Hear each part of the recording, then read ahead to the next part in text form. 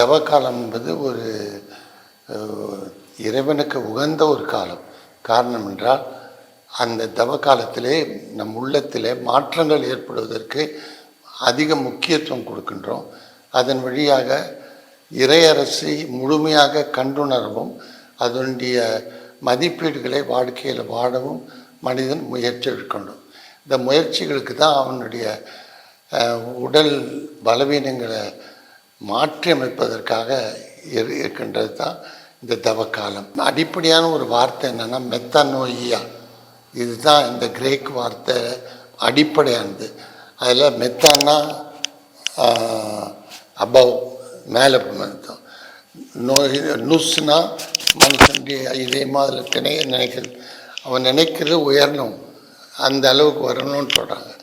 அதாவது நாம் இப்போ வாழ்கின்ற இன்றைய இறையரசில் இறைவன் மனிதன உருவை எடுத்து மனிதத்திலே பங்கெடுத்துள்ளார். படை ஏற்பாட்டில் அப்படி இல்லை, புழுதி ஏற்பாட்டில் அப்படி இருக்குது.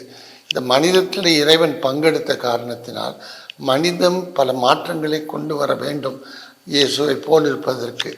எனவே இந்த முழு மன மாற்றத்தை தான் இந்த தவ காலத்திலே நாம் கொண்டு வர முயற்சிக்க வேண்டும்.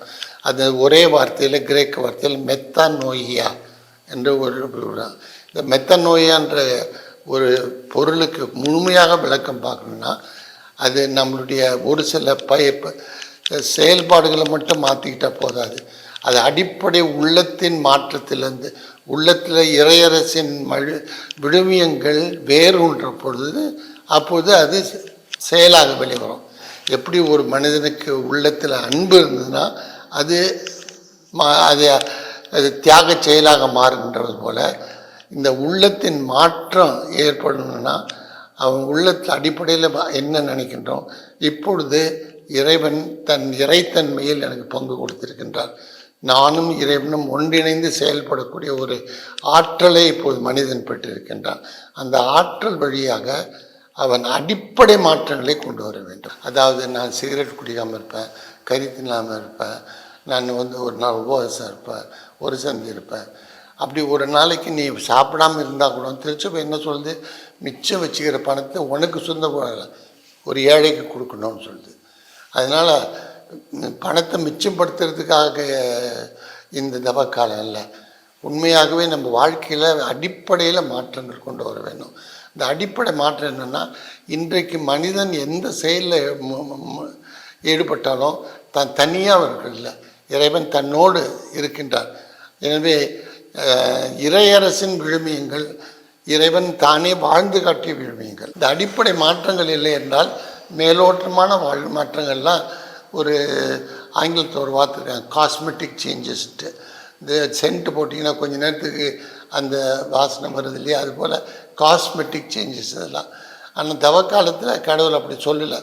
ஆனால் அடிக்கடி குருக்களும் சரி மற்றவங்களும் இந்த காஸ்மெட்டிக் சேஞ்சிங்காக மாற்றிடுறாங்க.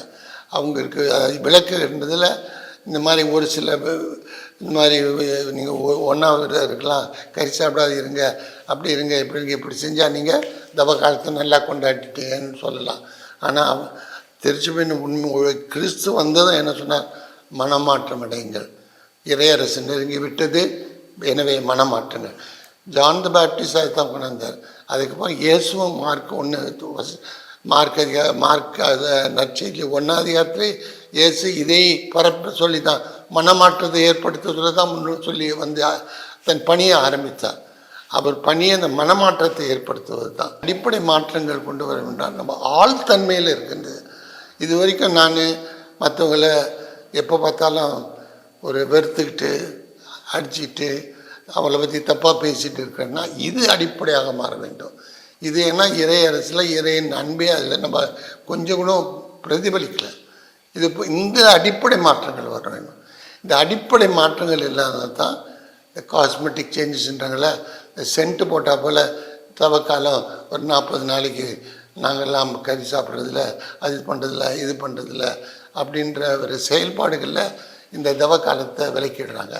ஆனால் இறைவன் இப்போ ஸ்நாபகரில் அப்புறம் இயேசு மார்க் சொன்ன மனம் மாறுங்கள்ன்றது சாதாரண மனது மட்டுமில்லை, உங்களுடைய வாழ்க்கையில் இருக்கிற அனைத்தும் மாற்றப்பட வேண்டும். ஏன்னா ஒவ்வொன்றுக்கும் ஒரு அடிப்படை என்னென்றால், நான் யாரோடு வாழ்கின்றேன், நான் யார் உதவியை கொண்டு இறையரசின் விழுமியங்களை செயல்படுத்த முயற்சிக்கின்றேன். அப்படி இருக்கிறதுனால என்னிடத்தில் என்ன மாற்றம் எதிர்பார்க்கப்படுகின்றது? அடிப்படையான மாற்றங்கள். சும்மா கொஞ்சம் இந்த மாதிரி ஒரு சில செயல்கள் இல்லை.